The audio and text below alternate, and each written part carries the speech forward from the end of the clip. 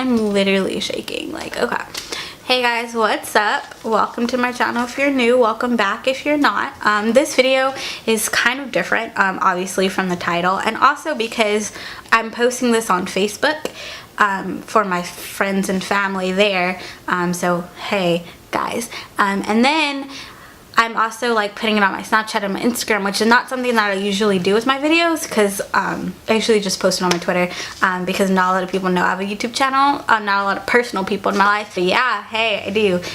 Wow, I'm so nervous to film this video, guys. You have no idea, because this is such an extremely important video for me, and I've been wanting to film it for about the last 2 weeks, but we're here. I said I'm gonna do it. I'm gonna sit in my chair, get in front of my camera, and film it because it's time. If you hear voices, that's my mom and grandma. If you know me personally, you understand. As you can tell from the title, it's my Jesus story, my testimony. And so if you don't know what a testimony is, it's just that, a Jesus story. And it's really how God has impacted my life and how I came to really have a relationship with him. I won't say to know him, because I've pretty much known him my whole life, but I'll get into that. And usually testimonies would be a lot longer, and I would go on about my entire life, but we'd be sitting here for an hour, and I know you don't want to do that. So we're just gonna go over the last 2 years of my life and really when I actually started my relationship with God. Buckle your seatbelts, because it is a wild ride. Like 90% of what I'm about to say, none of my family or the church family knows. And so this is really, I won't say it's a confession, because it's not a confession. It's really me bringing to light basically what God has saved me from. Okay, so I'm gonna start by saying I grew up in the church. So I like to say that I was basically like born on the pulpit, because frankly, like, I probably went to church my third day home. My family, they're all believers. My mom is, my grandma, like everybody. My dad used to be a pastor. Like, we're all believers. I knew nothing but Jesus. So I get asked, when did you receive salvation? And I do not have an actual date, because, wow, my ankle, because God has been in my, like, I didn't know anything other than God, and so I always thought that he was in my heart already. By the way, I grew up in the church, and I went to the Christian school connected to my church all my life. And so, like I said, I just knew nothing but Jesus all the time, every day. Jesus, Jesus, Jesus. Start memorizing scripture when I was in K4 preschool, all the way up to high school. Because of that, I didn't know what it meant to have a relationship with God. And because of that, I always thought being a Christian was a chore, and it was a chore to me. You know, I had to memorize scripture I had to write it down for homework every day. I had to go to church every Sunday, every Wednesday, chapel every Wednesday. It was just a chore to me. I didn't know what it really meant to want to do it. It was always I had to do it. And also I had to put on this persona of just this perfect person. And I remember getting into arguments with my grandma when I was like, I want to wear pants. She was like, no, you're going to wear a dress. And I said, Jesus, let's come as you are. Like, I did not like going to church. I didn't. I thought it was a waste of my time. I didn't like getting up in the morning, because I was like, to chapel Wednesday. Like, I had Bible study every day, like a Bible class every morning. Why do I have to go to church? Like, I already have enough Jesus. Like, and so that was my mindset for a good chunk of my life. I would say until I was a junior in high school, probably end of junior year, early senior year, and that was just really my mindset. And it's crazy to look back on that now and see how I was. And you know, I really did not know Jesus the way I do now. And because of that, you know, a lot of things affected my life. You know, I'm gonna make another video on another part of this whole story, because there's a whole different part of me struggling with depression, anxiety, eating disorders, bullying. That's just like a whole chunk that I'm gonna make another video for, because if I put this in, we'd be here for a couple hours. Like, I remember my junior year, I got into a relationship, and if you are close to me, you know what I'm talking about. And it wasn't a healthy relationship at all. Everybody was telling me don't do it, literally everyone, and I was like, no, like, it's okay. Like, there was red flag, and I did it anyway. It was a really emotionally abusive relationship, very manipulating, and we weren't together that long, but because he kind of gave me that attention that I sought for, which I had been seeking for my entire life. Like, all my life I was seeking for this attention, which is a part of my testimony, that I just did not know where to find good attention, and I didn't know the difference between good and bad attention, and I sought it, right, that's the word, in the wrong places, and that really caused me a lot of pain and a lot of hurt, and I was just always stuck on him because he gave me that. Like, I knew what was happening. I knew I was getting cheated on. I saw that. But then I was like, oh, but I don't want to let him go because I know I'm not going to get that again. It took me 9 months to actually, like, snap out of it, and for God to just grab hold of me and show me that I have worth, and I don't have to find that in guys or anybody else, and I can find that in him. That was my eureka moment, because that moment changed my entire life. When I finally found worth in myself, and I finally stopped looking for it in other people, I found that in myself and in God, and that was an incredible moment for me. Fast forward to senior year. Now, my whole senior year story and college story is so funny, and I'm about to tell you, but it's so funny to me looking back on it and just seeing when you say that you have your own plan, but God has his plan for you. That was just the title of that whole portion of my life, and still the title of my life right now. And so basically, the beginning of my senior year, I had planned out the colleges I wanted to go to. My top school was UCLA. Because I really, really want to go to California. I have no idea why I was so infatuated with California, but it was what I wanted to do. I wanted to move to California. I wanted to start my photography business. I wanted to go all out. The first time I took my SAT, it wasn't that great. That time I had not studied at all. So this time when I was taking it on my senior year, I was like, I'm going to study. I'm going to study my butt off. I'm going to get a 19 something, and I'm going to apply to all these schools. I'm gonna get in, I'm gonna be a Bruin, and it was gonna be great. Guys, like, let me tell you, God shook my world. A few weeks later, I got my SAT score back, and I remember this day to the T because I was trying to look at it all day and it kept crashing. And so after school I had volleyball practice, and so I don't know, I was hurt. I was always hurt in volleyball, oh my lord. But I was sitting in our little booth, and I looked it up on my phone, and I got a 14 something. I think I got a 1430, which was lower than the first time I took it, and I didn't study it. And I just remember wanting to sob. I lost it. And I was trying to keep it together because I was like, you can't cry at volleyball practice, Scarlett, what? And so I kept it together, sort of, until after volleyball practice, and after I just bawled and cried and cried and cried. And also, side note, that summer before I had applied to 2 other schools in Texas, which is UMHB, the school I attend now, and then Houston Baptist, and I got into both of those, but I really wanted to go to California. After a couple weeks of constant crying and not knowing what to do anymore, I was like, you know what, California is still a possibility. I'm just gonna find different schools. And so I did. I found different Christian schools, which Biola, Bible Institute of Los Angeles, was one of them, and that's a school that I'm still in love with, and that was the school that I wanted to go to. By the end of senior year, it was time to make a decision, right? And of course, I was in love with Biola. It was my dream school, but my family said no. And they were like, no, you're not going to California. It's too far. And I'm like, what do you mean I'm not going to California?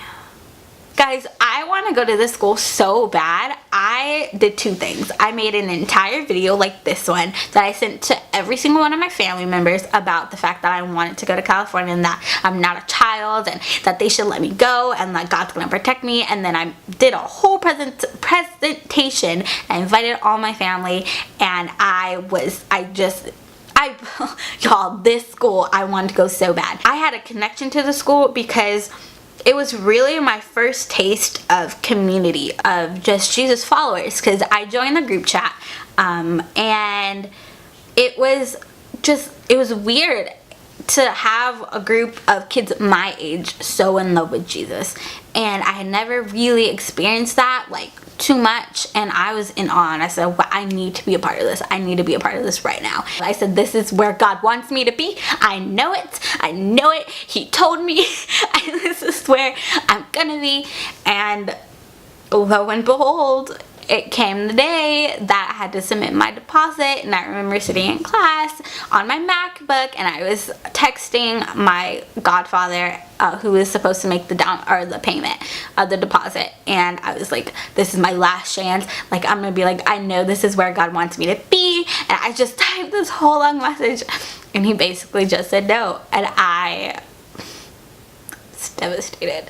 Y'all, through this whole time, it got me so much closer to God, because I had people telling me to go to California from this year, and then people telling me that I'm not going from this year, and I didn't know who to listen to. And I said, I'm not listening to anybody anymore. I'm listening to God. And I just remember praying to him and being like, you know, God, I feel like this is for me, but I don't know what I'm feeling is from you. So if this is where you want me to go, make a way. If it's not, close this door and take this desire to go from my heart. It wasn't for me. God shut that door, and I was upset, but I felt that peace, and that peace that God put in my heart, that, you know, maybe it's just not my season to go to Biola right now. And so that summer, I ended up getting a boyfriend.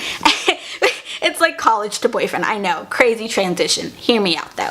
And I've only had like really 2 relationships. My like first relationship was like a middle school, so I don't really count it. But this relationship was a healthy one, and I really liked this guy. He really liked me. It was so great, and it was weird to have a guy who actually respected me and took care of me, and you know, he would buy me flowers, and it was crazy. I had never experienced that before, because my last relationship was so bad, and I never was treated right in that, and so it was a new experience for me, and really it helped me set my standards high and set the bar high for the way a guy should treat me. But he was an unbeliever, which wasn't a problem. And it actually, I know you're thinking, Scarlett, what are you doing getting unequal yokes? What? I know. Hear me out. It actually helped me grow in my relationship, and this is how. He wasn't a believer, and he was open to the idea, but he was the kind of person who wanted proof, you know, actual proof that you could see. And he would ask me, well, what's your proof of God? And I sat back and I was like, do I have proof of God? It took me a lot of heart searching and soul searching to realize that I didn't.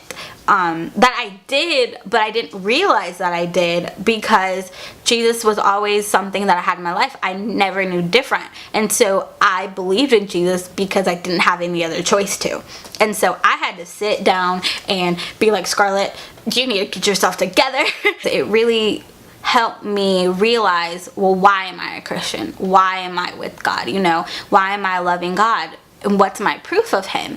And I realized that, and I feel like for Christianity, you have to step out in that faith first and then ask God to show himself to you. But I did end up really, I won't say getting away from God, I will say getting away from God, and I ended up losing my virginity to him, and we ended up breaking up soon after that. And that was just like a weird point in my life. If you know me, you know I still wear my purity ring, and I'll tell you why in a little bit.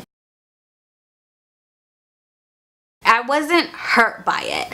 I was hurt a little bit at the beginning when he did break up with me, because I didn't really understand. It had nothing to do with the whole losing virginity part. The way I was feeling was the way I was feeling because I felt like my relationships never last. And so I always felt that I was just not bearable enough to be with for long periods of time. But God really like made me have a reality check, and he gave me this revelation, which I tell everybody, and that's he knows how I am with relationships, and he knows how much I put my heart out, and he's not gonna let me do that for long periods of time if he knows it's not, that person isn't the one for me that I'm gonna marry, you know? And so that was really like a revelation that, you know, God cares for my heart and that he doesn't want me to suffer, and that's why we ended up breaking up. So I wasn't hurt by it. By the way, me and this guy are great friends. Really, it didn't hurt as much as I thought it did, and I realized because this time I went to God afterwards, you know. I was asking God, well, why?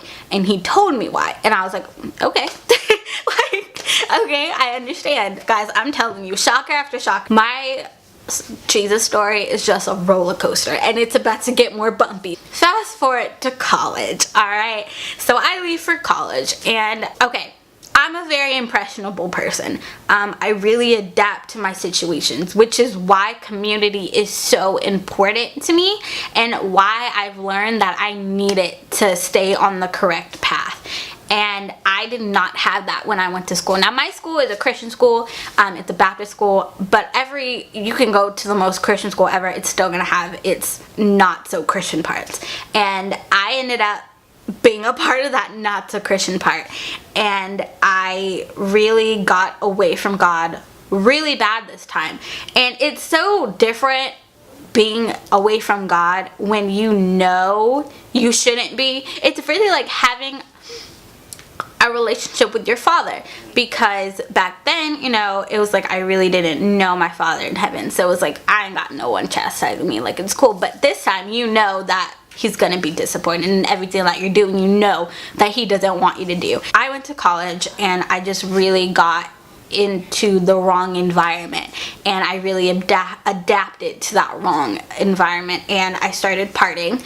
I started partying like every weekend. I started drinking, and like every weekend, guys. Like, it actually started in October of last year, so 2016, and I would go out every single weekend. It was something that I had never done before, and I had this new freedom, and I really didn't know what to do with it, and so this is where I went with it. I won't ever lie to you and say that I didn't enjoy it. It was fun. It was fun. Sin is fun. Like, if sin wasn't fun, people wouldn't be doing it. You know what I mean? At the end of the school year, we had this huge party, and I had this wake-up call.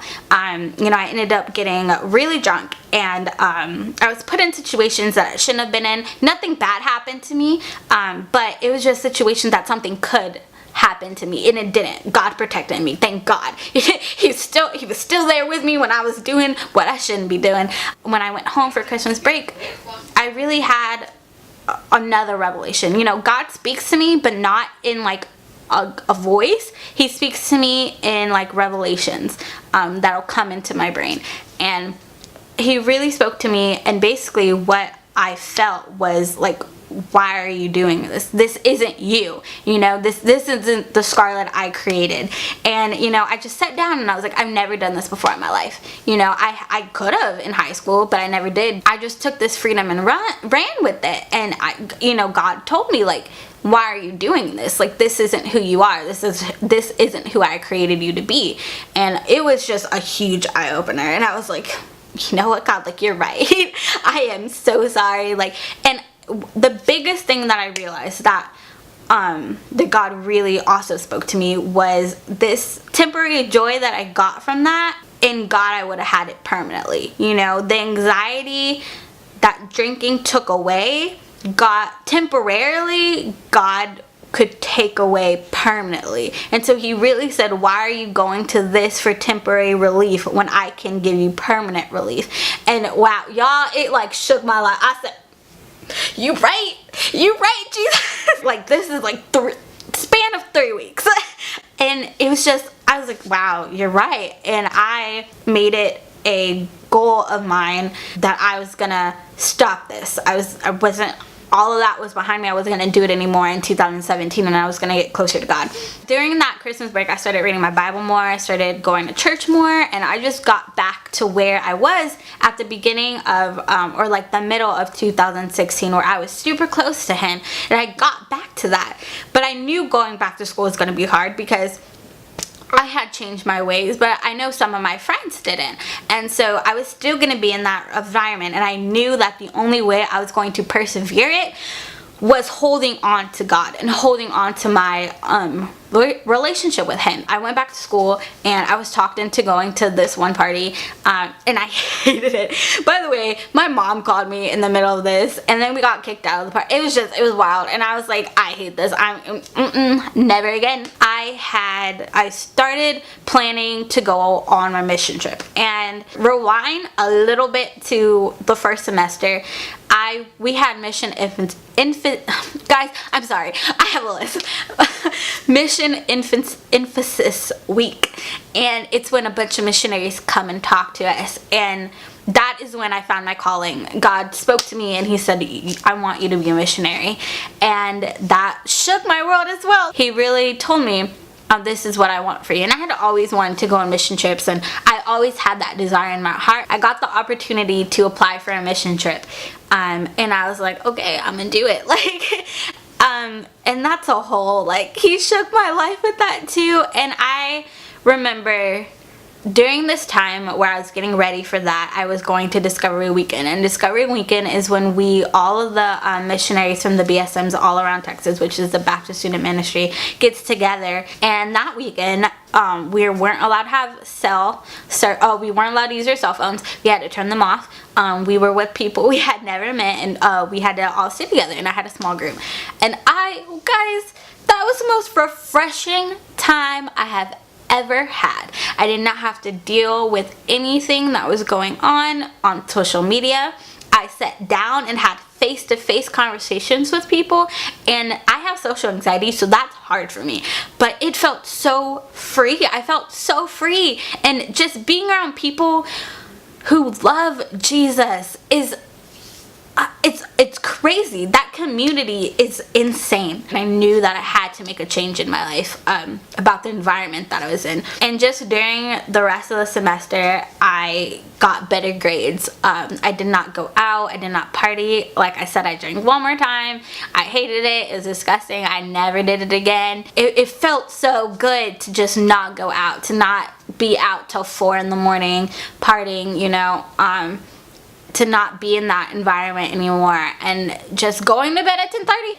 It was really life-changing, and God just showed me that, when you were with me, I was happy. I'm telling you all of this because all of this made me who I am today and made me want to tell this. So 2 weeks ago, I finished my mission trip in Arlington, Texas, at Mission Arlington. And while I was there, by the way, incredible place. I'm going back at the end of the summer. Incredible people, incredible atmosphere of Christ loving Jesus people. You feel God moving. The last week, I ended up really getting close to these boys who were teenagers, and it was something that I wasn't used to. I never thought I would be dealing with youth. I'm very much give me the toddlers, I'll take care of them, they can't talk, my kind of children. Youth were so intimidating to me because I was like, they're not gonna listen to me, they're bigger than me for one. And God really just took my heart and shook my world with it, and I felt him calling me to youth, and I was like, whoa, I would have never expected this from me. And I really got close to these boys, and I really realized that my testimony, I shouldn't hide. Everything that I've done, I never told my family because I was ashamed of it, and I felt like they were going to be disappointed in me. In reality, this is my Jesus story. This is something that I can tell people that can help them. This generation is just, everything is just sex, drugs, alcohol all the time. And the fact that I've experienced all of those things makes me a better candidate to talk to these kids and actually relate one-on-one, because God pulled me through. I went through all of that, and God pulled me through. I can tell these kids that yes, I drank, I had sex, I got high, but God showed me that there's more to life than doing that. It's such a great message of my life that I can share, and I realize that there's no more hiding it. This is my testimony. This is for me to share. I'm in a place in my life that I've never been before. I am so close to God, more than I've ever been in my entire life. I've never felt more called to his people than I do right now. Like, it's a crazy experience. The last 2 years of my life, when I look back on it, I'm just like, are you serious? Like, I've come so far in such a short period of time, and God has pulled me so far into him, and I'm shook. I feel like my testimony is something that it no longer needs to be hidden. This is something that God gave me to use to gather more people for his kingdom and to grow his kingdom. And I am so blessed, incredibly blessed, to have been through what I've been through.